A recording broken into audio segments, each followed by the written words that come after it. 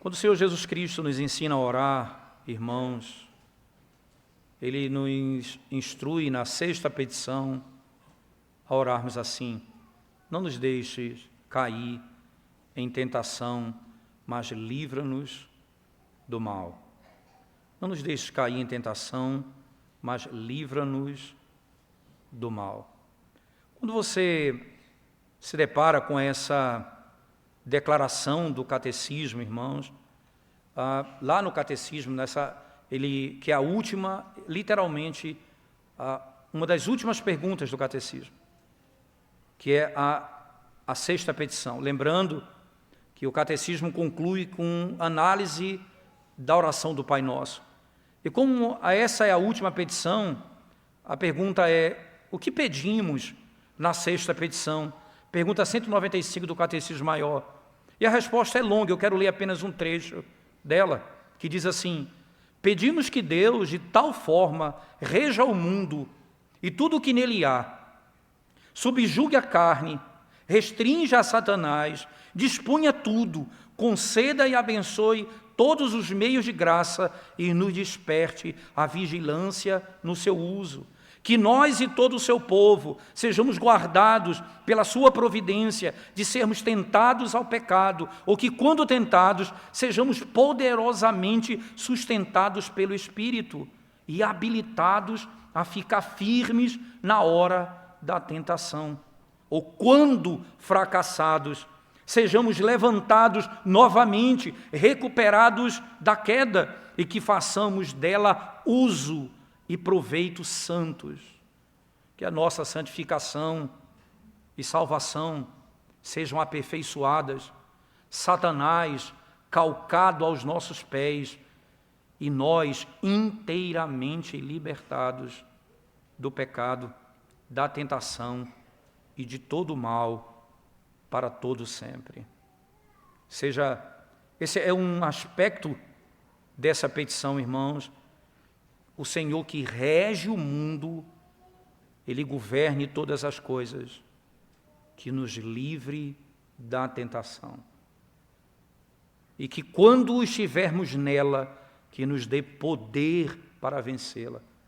E se cairmos, Ele nos dê força para sairmos daquela situação. Não nos deixes cair em tentação, mas livra-nos do mal. Esse texto, irmãos, que nós acabamos de ler, ele não fala sobre oração. Nós cantamos um cântico de preparação que fala sobre oração. Lemos uma introdução que trata sobre oração.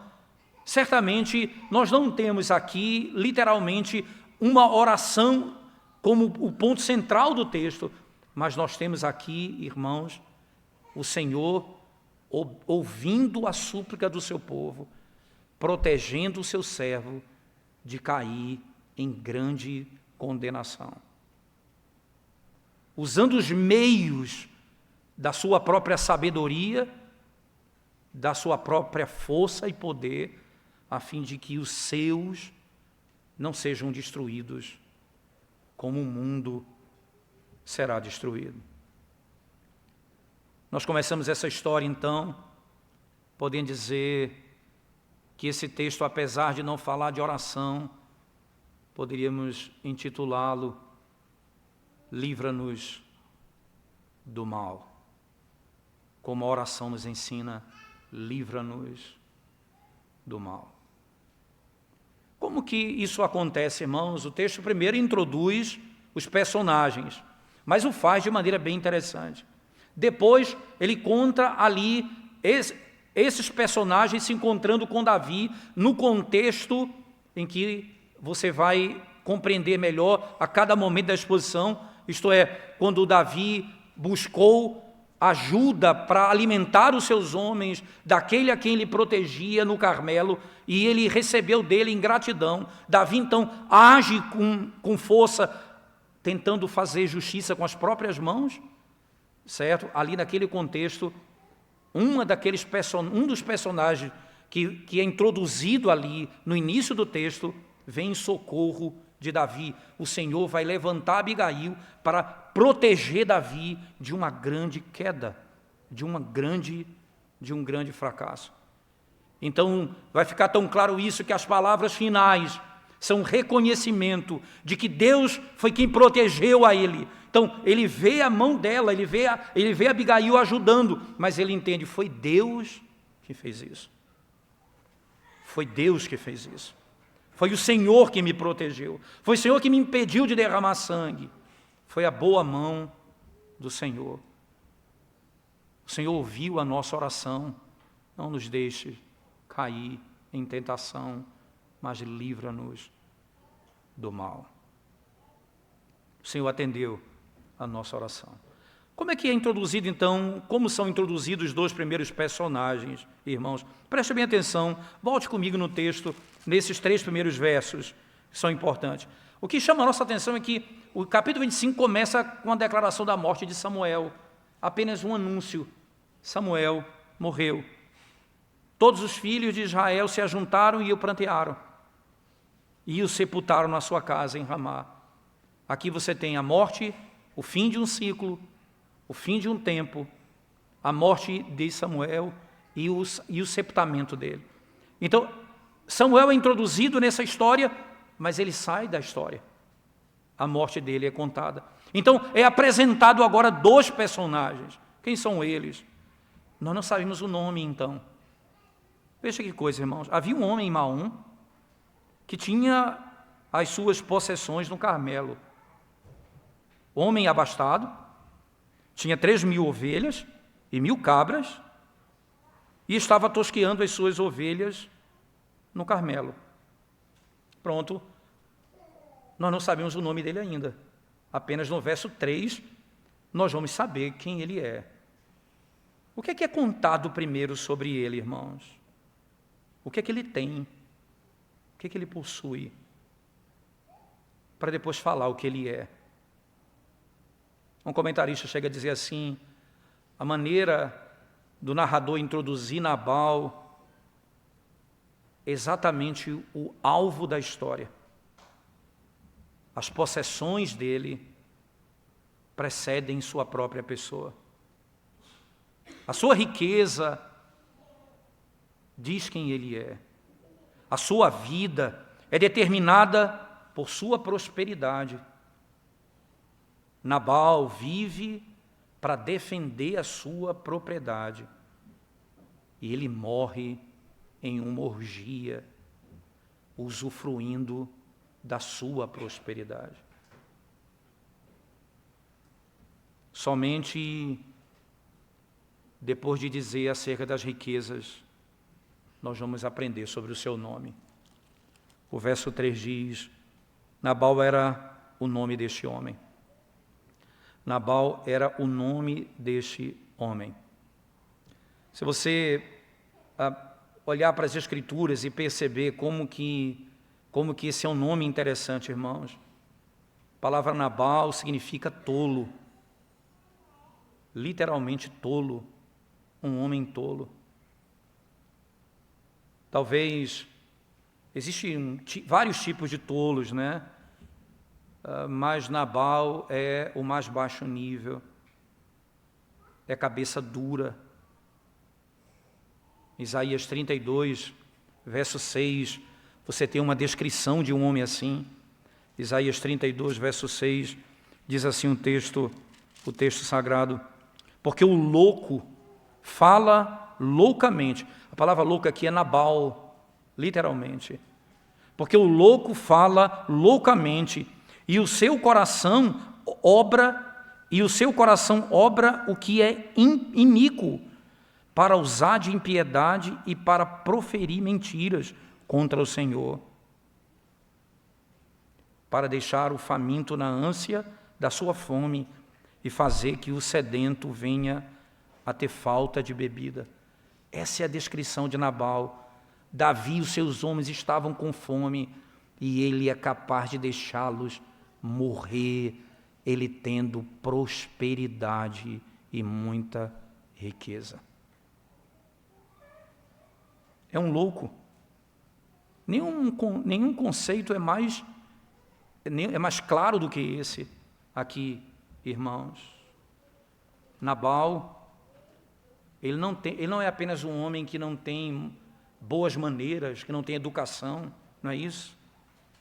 Ele é um desastre social, moral e espiritual. É isso que ele é, e você vai entender isso. Quando aparece o nome da esposa, que vai ser, ela adentra a história com o nome, certo? E o nome dele, quando é citado, é para conceituá-lo. Veja o verso 3, então, o que diz, do 1 Samuel, capítulo 25. Nabal era o nome deste homem, e Abigail, o de sua mulher. Esta era sensata e formosa. Veja, o narrador aqui, irmãos, ele não está exagerando, ele está descrevendo quem eles são. Ela é uma mulher sensata, e você vai ver na história a sua sensatez. E era uma mulher formosa, mas ainda. Porém, o homem era duro e maligno. Era duro e maligno. Em todo o seu trato. Era ele da casa de Calebe. Ora, isso não é uma declaração apenas do narrador. Irmãos, você vai encontrar isso por todo mundo. Por favor, ainda no mesmo capítulo, veja o verso 17 comigo, o que diz o texto. Quando o servo vai até a Abigail falar sobre o comportamento e a prática de Nabal, seu marido, ele diz, agora, pois, considere e vê o que hás de fazer, porque já o mal está de fato determinado contra o nosso Senhor e contra toda a sua casa, e ele é filho de Belial, e não há quem lhe possa falar, ele não ouve ninguém, é um homem de cabeça dura. Imagina o trato desse homem com os seus empregados, com os servos. Ele não escuta ninguém, ele não dá ouvidos a ninguém. Veja o verso 21, o que falam sobre ele. Ora, Davi dissera, com efeito, de nada me serviu ter guardado tudo quanto este possui ao deserto, e de nada sentiu falta de tudo quanto lhe pertence. Ele me pagou mal por bem. Eu fiz o bem a ele e ele me fez o mal. É um homem que paga para aquele que lhe faz bem, ele paga com mal. Mas não apenas isso, a sua esposa, no verso 25, veja o que fala sobre ele. Vendo, pois, Abigail a Davi, apressou-se, desceu o jumento e prostrou-se sobre o rosto. 25 diz, não se importe o meu senhor com este homem de Belial, a saber, com Nabal. Porque o que significa o seu nome, ele é louco, ele é tolo. Nabal é o seu nome e a loucura está com ele. Porém, tua serva não vi os moços, eu, porém, tua serva não vi os moços de meu senhor que enviaste. Para você não ter dúvida que Nabal era tudo isso, o testemunho do narrador, testemunho do servo, testemunho da esposa, testemunho do próprio Davi. Veja, escute as palavras dele mesmo, as próprias palavras dele, no verso 10 e 11 do capítulo 25. Veja o que ele mesmo diz. Ele diz assim, respondeu Nabal aos moços de Davi, disse, quem é Davi? Quem é o filho de Jessé? Muitos são hoje em dia os servos que fogem ao seu senhor. Tomaria eu, pois, o meu pão e a minha água e a carne das minhas reses, que degolei para os meus tosqueadores, e o daria a homens que nem sei de onde vêm? Escute as palavras dele. Cuidado, irmãos, quando na necessidade de alguém, você discursa um discurso de proteção do que é seu, para você não estar manifestando um caráter de Nabal. Cuidado, irmãos, para proteger o que você tem, diante da necessidade dos teus irmãos. Você diz, eu trabalho tanto para ter isso, eu tenho tanta coisa, esse aí não faz nada, eu vou ajudá-lo. Cuidado, para que a loucura de Nabal não seja a tua loucura também. não seja isso o que marque a tua própria vida. Preste atenção ainda, irmãos, que quando você vai encontrar a resposta dada pelo próprio Nabal, Davi vai tomar uma decisão estranha, podemos chamar assim. O que foi que aconteceu na sequência? Se você olhar, Nabal subiu para tosquear o seu rebanho. E ele então matou alguns animais para os tosqueadores.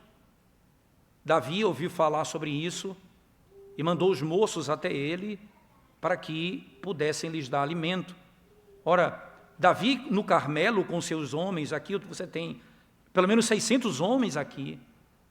Davi, ele naquele contexto, ele pega e protege aquilo que pertence a Nabal no Carmelo. Ele nunca pega nada dele, nunca toma, ele pede a ele. Até aqui tudo bem, é parte desse princípio. E ele vai a ele e diz, olha, nós temos cuidado e vocês são protegidos por nós, nenhum mal aconteceu. Nas palavras do servo foi o seguinte, ele disse, olha, eles são muros para nós.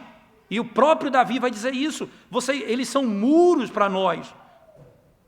Nós fazemos muros para vocês. Os inimigos não chegam a vocês porque nós protegemos todos vocês.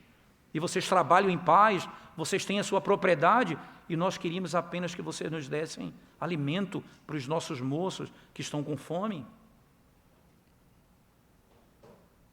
Só que na resposta dele, irmãos,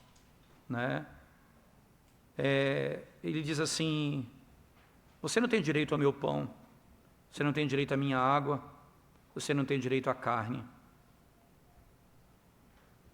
Você não tem.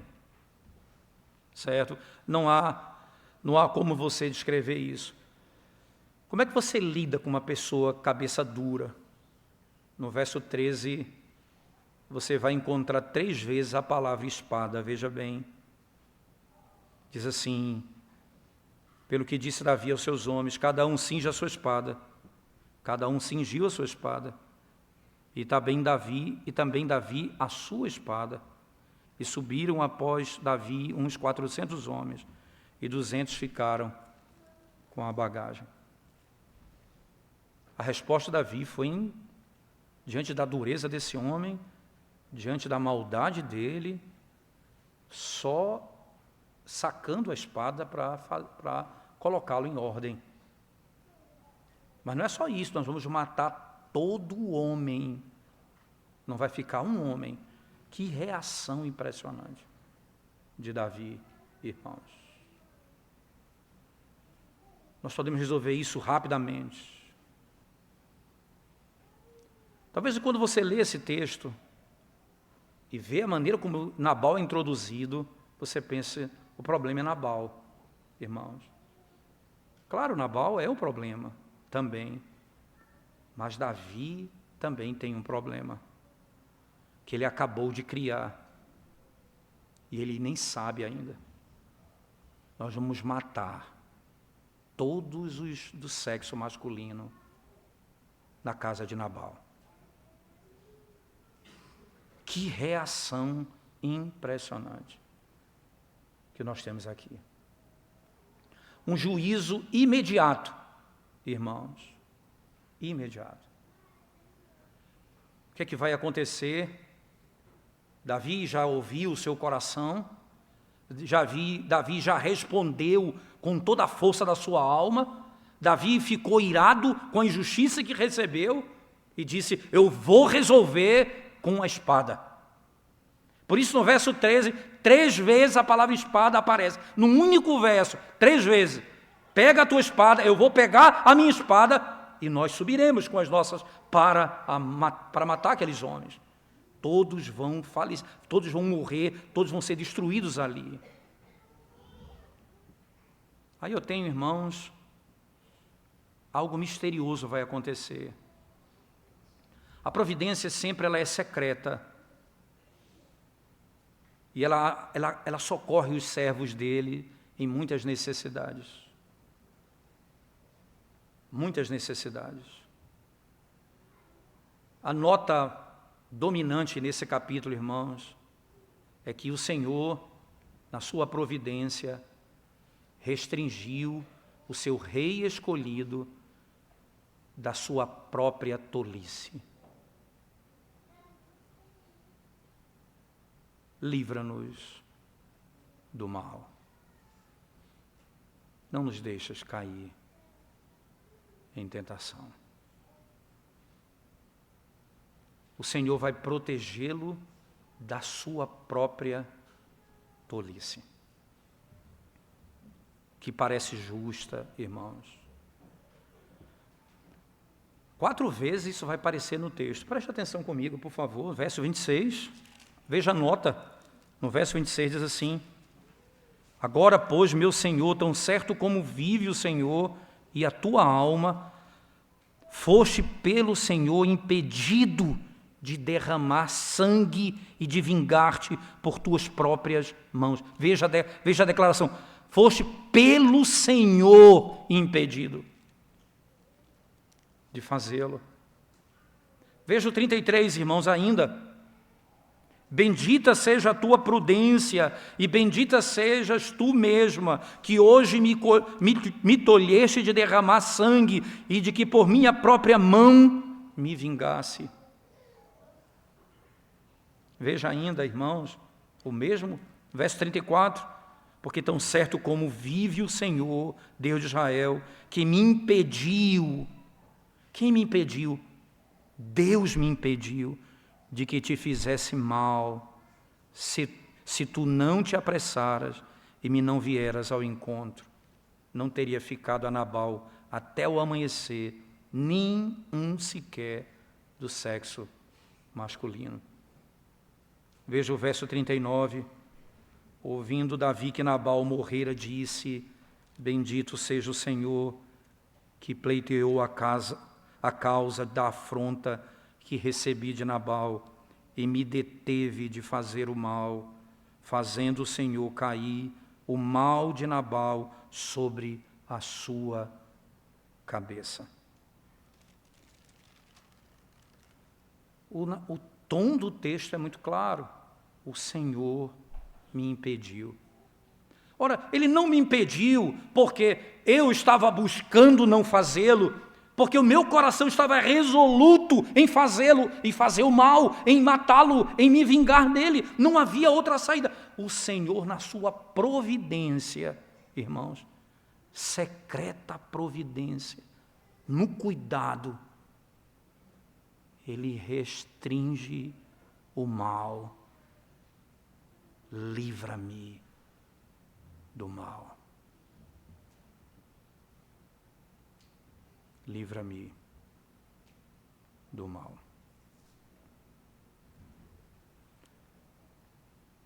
O Senhor te enviou para me encontrar, diz ele. Todo leitor, irmãos, desse texto, lendo o verso 13, sabe, né? 400 homens com espada, o que é que eles querem fazer? Mas nós não saberemos, até o verso 21 e 22 do texto, o que é que eles vão fazer. Ele vai dizer isso. E Davi vai registrar isso no momento em que Abigail está para se encontrar com ele. A missão de Abigail era muito clara. Se ela falhasse, todos os homens da sua casa seriam lançados no pó. Não teria outra maneira.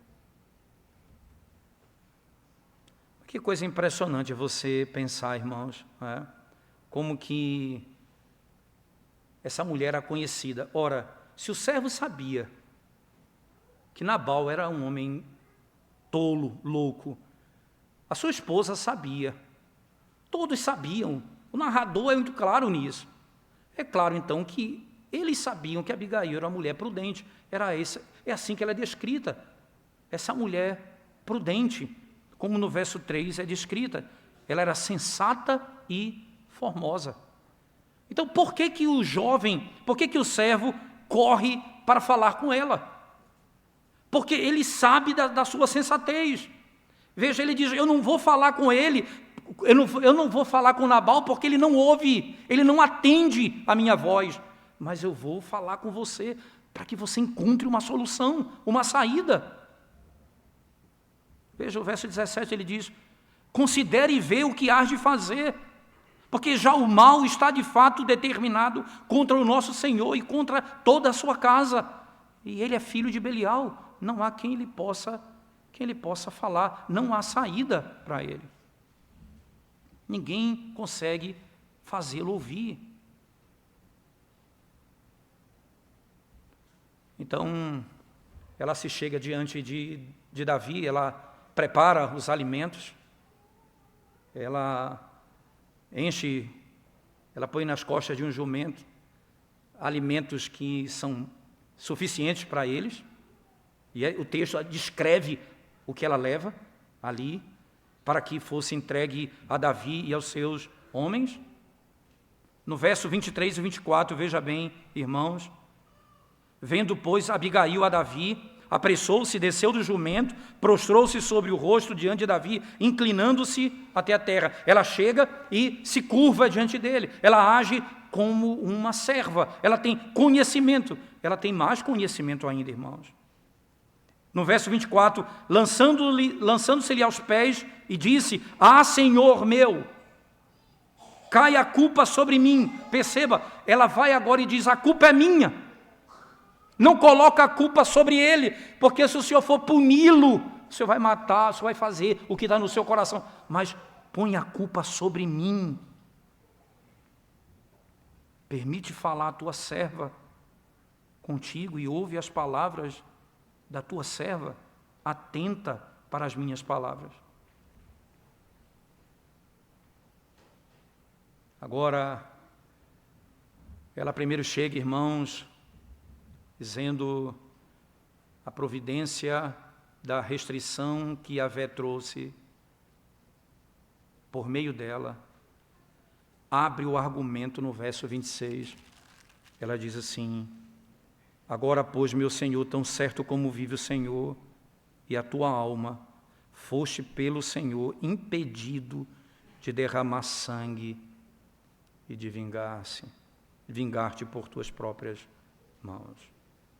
Ela diz, eu sou um instrumento do Senhor para impedir você de derramar sangue.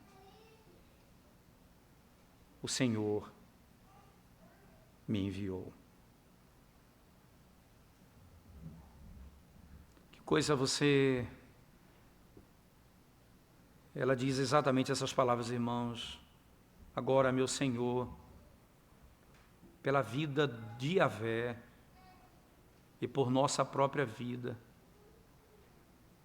tendo em vista que o Senhor te impediu de derramar sangue e de tomar essa causa pelas tuas próprias mãos. Entenda isso. Entenda que agora os teus inimigos e aqueles que buscam fazer-te mal sejam como Nabal, loucos. Perceba, não seja você o louco, seja ele o louco. Não toma nas tuas mãos. Isso é loucura. Isso é loucura. Davi confessa, irmãos, que o Senhor, através de Abigail, o guardou desse erro terrível. A intervenção de Abigail impediu Davi de calçar as sandálias de Saul, impedindo-o de fazer do Carmelo em Nobe, como lá no capítulo 22, verso 11 a 19, quando Saul mata um povo todo por causa da sua fúria. O Senhor não deixou Davi calçar as sandálias de Saul. o Senhor o impediu de fazê-lo. Não porque ele não tivesse condições de fazê-lo, mas porque Deus restringiu o mal. O mal. Por meio dessa mulher, irmãos, o Senhor salvou Davi de um perigo diferente daquele que ele enfrentou na caverna com Saul. Mas nenhum deles é menor do que o outro, não. Davi disse que não ia matar Saul porque não ia tomar as coisas, a justiça com as próprias mãos. Aqui, ele quer fazer justiça com as próprias mãos.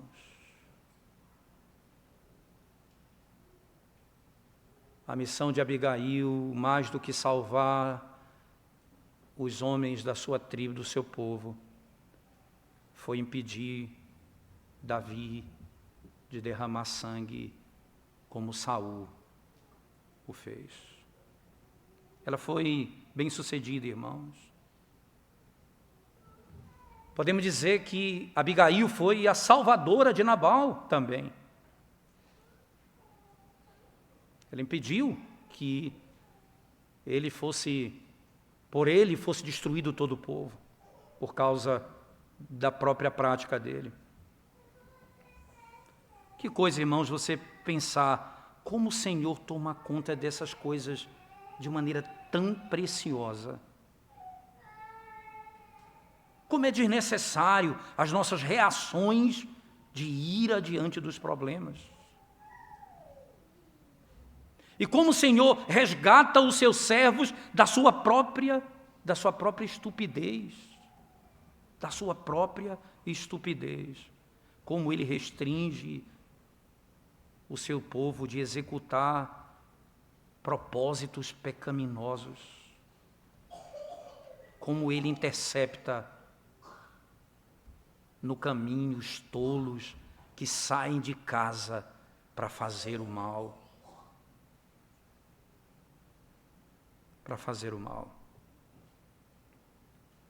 O Senhor faz isso pelo seu ungido, por Davi. Ele faz isso pelo seu ungido. Lembre-se, a misericórdia e o cuidado do Senhor não é apenas para os servos especiais, não, mas pelo seu povo. Por todo aquele que confia nele. Ele nos ensina a orar como falamos na própria oração do Pai Nosso. Não nos deixe cair em tentação, mas livra-nos do mal. Ele nos ensina a pedir, porque, Senhor, Teu é o reino, Teu é o poder, Tua é a glória. O Senhor é quem tem poder para conduzir todas as coisas e nos impedir, Senhor, de fazer até o mal que o nosso coração intenta. A misericórdia do Senhor, irmãos, frustra os nossos propósitos pecaminosos.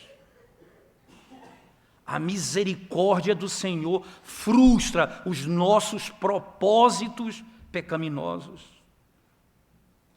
É a bondade de Deus, irmãos, que impõe blocos impedindo-nos de passar.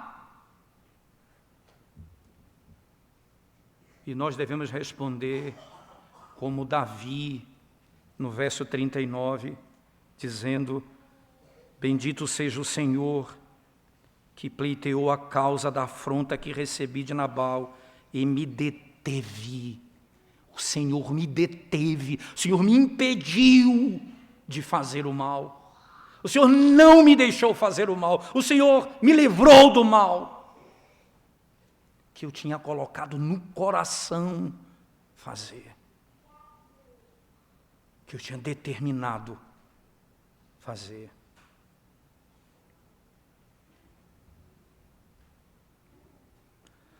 Ora, irmãos, que grande beleza você pode ter, e aí rapidamente, é impossível ler esse texto sem refletir um pouco do capítulo 24, que nós acabamos de sair.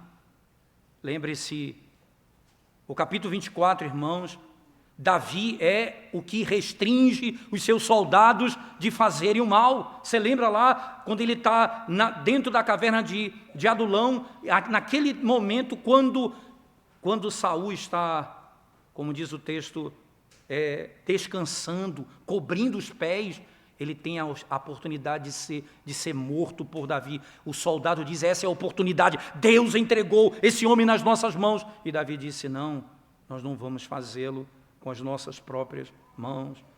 Se você voltar comigo, no capítulo 24, verso 6, ele diz assim, e disse aos seus homens, o Senhor me guarde de que eu faça tal coisa ao meu Senhor, isto é que eu estenda a mão contra ele, porque é ungido do Senhor, eu não vou fazê-lo, não vou fazê-lo. Mas Davi não faz a mesma conexão com o marido de Abigail. Nós lemos no texto que ele havia determinado. Abigail, ela é o instrumento de Deus aqui para impedi-lo. Aquilo que teria sido uma tragédia, irmãos. E como é que ela vai ajudá-lo? Ela vai lembrá-lo daquilo que o Senhor prometeu a ela. Volte comigo, por favor, irmãos, a partir do verso 26, preste atenção. Agora, pois, meu Senhor, tão certo como vive o Senhor e a tua alma, foste pelo Senhor impedido de derramar sangue e de vingar-te por tuas próprias mãos, como Nabal, sejam os teus inimigos e os que procuram fazer mal ao meu Senhor. Este é o presente que trouxe a tua serva, a meu Senhor, seja ele dado aos moços que seguem ao meu Senhor, perdoa a transgressão da tua serva, pois de fato o Senhor te fará casa firme. Lembre-se, você vai lembrar, irmãos, lá em 2 Samuel, no capítulo 7, você vai ouvir isso, Deus dizendo a Davi, eu farei casa ao teu nome, e ela diz aqui, o Senhor fará uma casa firme. Sabe por quê? Porque pelejas as batalhas do Senhor, e não se ache mal em ti por todos os teus dias. Se algum homem se levantar para te perseguir e buscar a tua vida, então a tua vida será atada no feixe dos que vivem com o Senhor, teu Deus, porém a vida de teus inimigos, este a arrojará como se atirasse da cavidade de uma funda. O Senhor lançará os seus inimigos para longe. E há de ser que quando usando o Senhor contigo, segundo todo o bem que tem dito a teu respeito, e te houver estabelecido príncipe sobre Israel, então meu Senhor não te será por tropeço, nem por pesar ao coração, o sangue que sem causa vieres a derramar, e o te haveres vingado com as tuas próprias mãos, quando o Senhor te houver feito bem, lembrar-te-ás da tua serva. Quando você se assentar no trono e lembrar, eu não matei aquele povo, porque Deus enviou uma mulher para me socorrer. Eu vou lembrar naquele dia, quando você estiver lá, lembra-te de mim. Lembra-te de mim.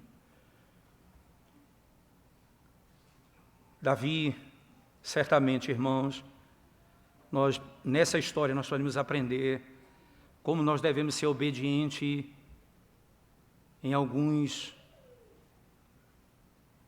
dilemas. Mas,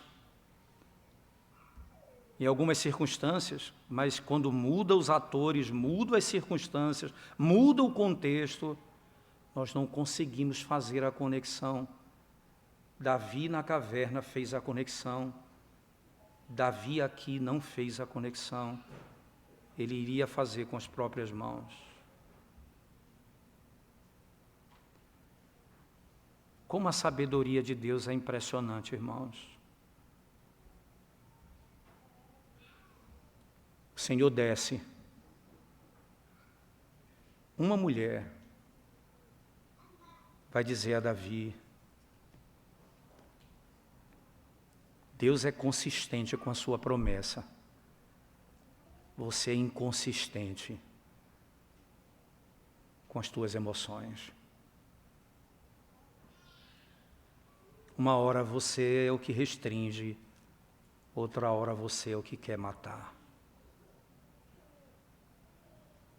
o Senhor permanece firme, é imutável, e Ele fará o que saiu da sua boca, sem dúvida alguma.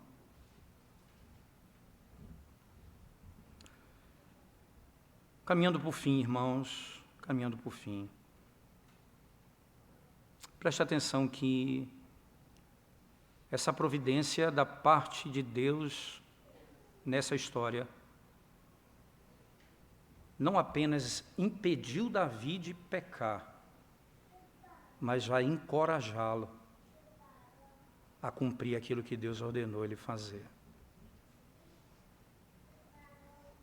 E como foi que isso aconteceu, irmãos? Com as palavras da promessa. Lembra de Cristo, citado em Isaías, no capítulo 50, verso 4, diz: concede-me língua de erudito, para que eu saiba dizer a boa palavra ao cansado, para que eu saiba falar na hora certa, com sabedoria. Ajuda-me, Senhor. Como é que ela renova as forças de Davi? O Senhor vai fazer o teu nome uma casa forte. Tu vais subir no trono, tu és o rei de Israel. A promessa que Deus fez, Ele vai cumprir. E quando você chegar lá, lembra da tua serva.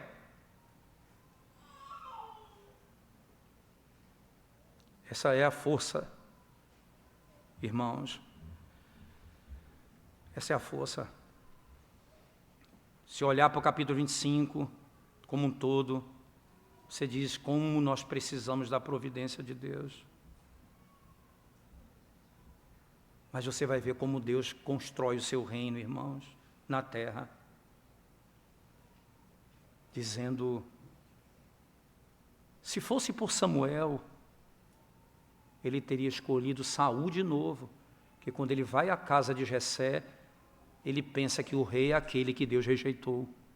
Deus disse, não, você escolheu errado de novo. Se fosse por Davi, o homem Davi, o reino não seria estabelecido, ele teria derramado sangue naquele contexto. E o Senhor, aquele que prometeu, é o que sustenta o reino, é a sua palavra que sustenta o reino. Só há um servo que pode ser confiado. Só há um servo que eu e você podemos confiar perfeitamente. Como diz lá na carta aos Hebreus, no capítulo 12, versículo 3, diz assim a palavra de Deus, preste bem atenção. Hebreus 12, 3 diz assim: considerai, pois, atentamente aquele que suportou tamanha oposição dos pecadores contra si mesmo, para que não vos fatigueis desmaiando em vossa alma. Considere aquele que suportou todas as provas dos homens, todo o sofrimento, toda a perseguição, todo o mal.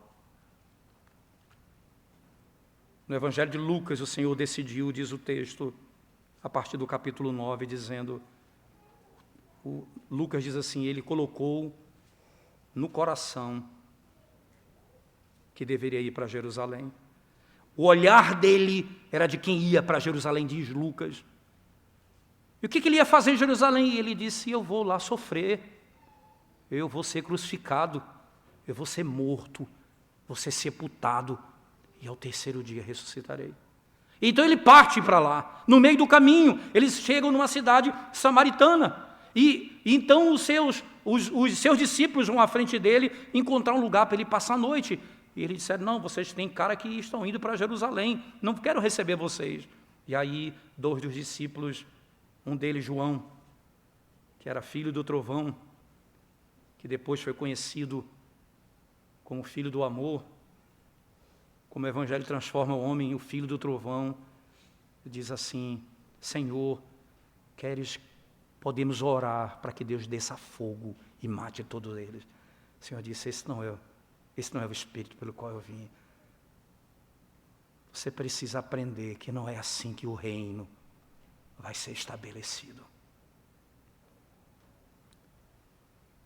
Como Davi, parece que nós queremos tomar o reino com as próprias mãos. Ele me deu algumas armas. A palavra, a pregação, os sacramentos, a oração. Essas são as nossas armas.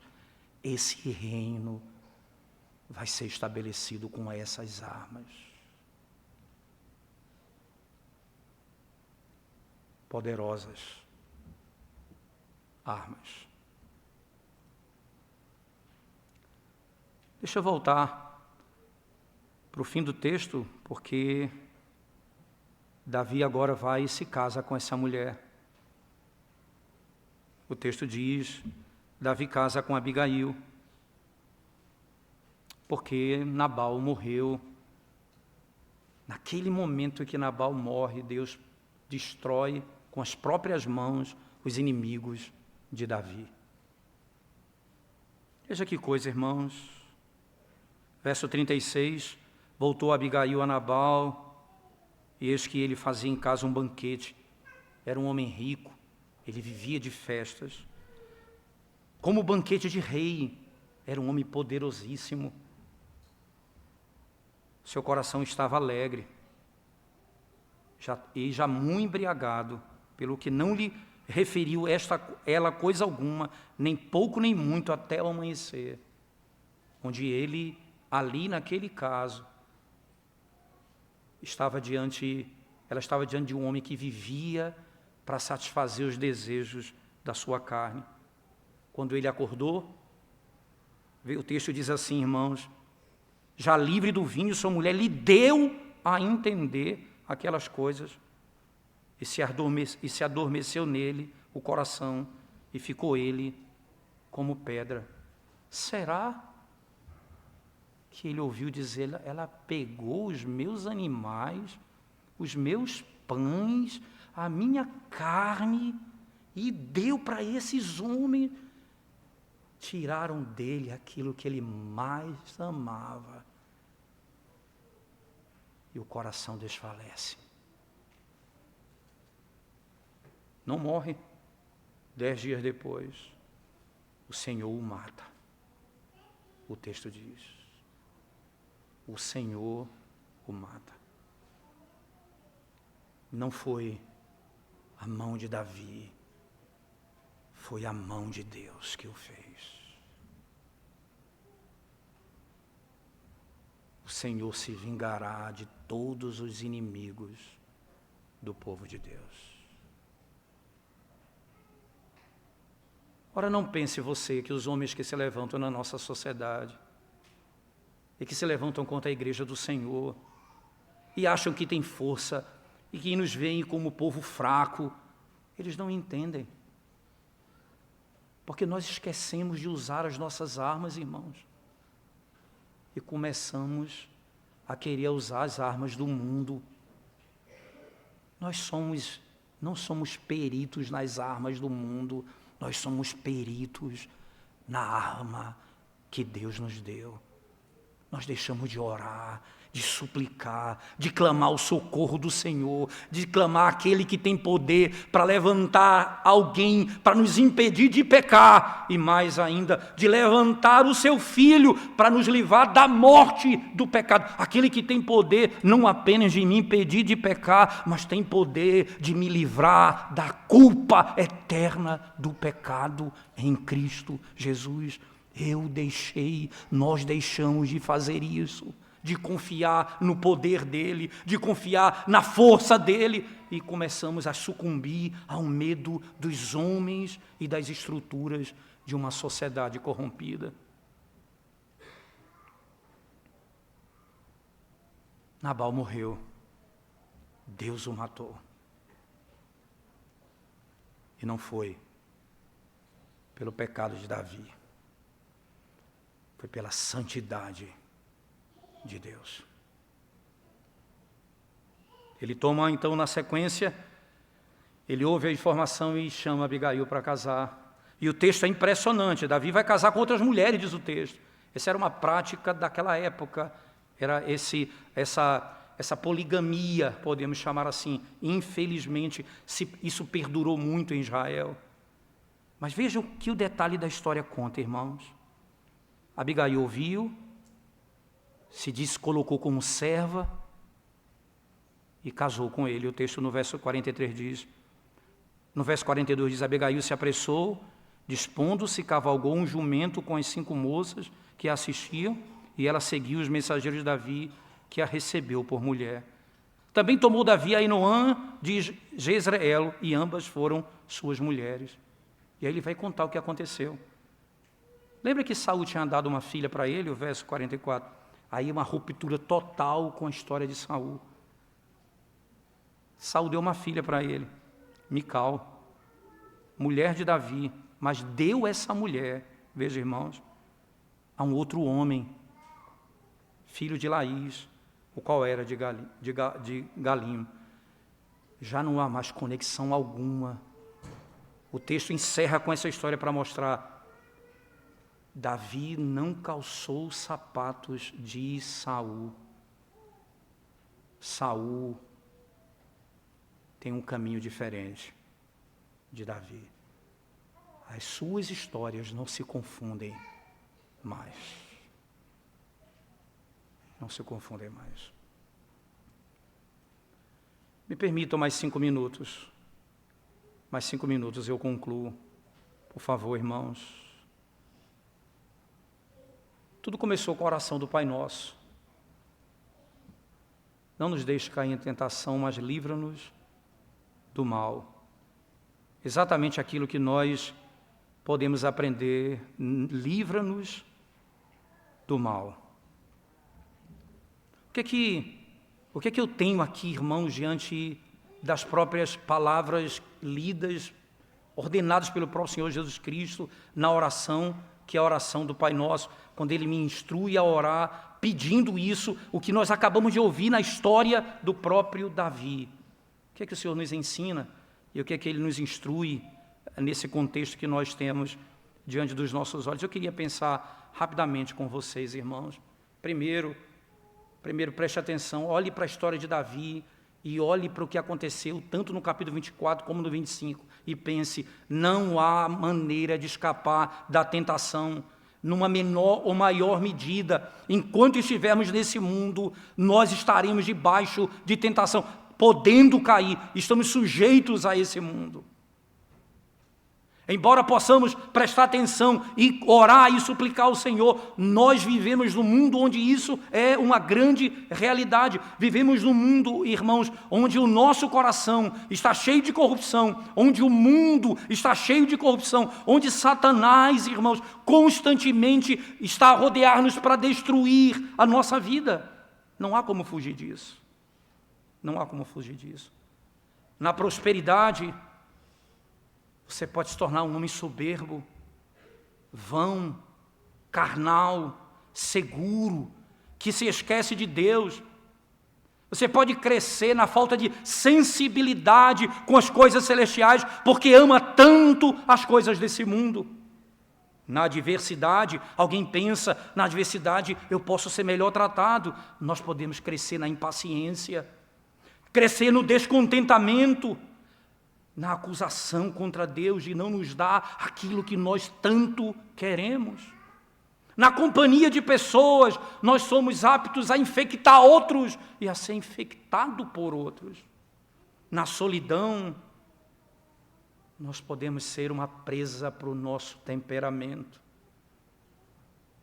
Nem casa, nem campo, nem cama, nem dinheiro, nem deveres civis, nem deveres religiosos.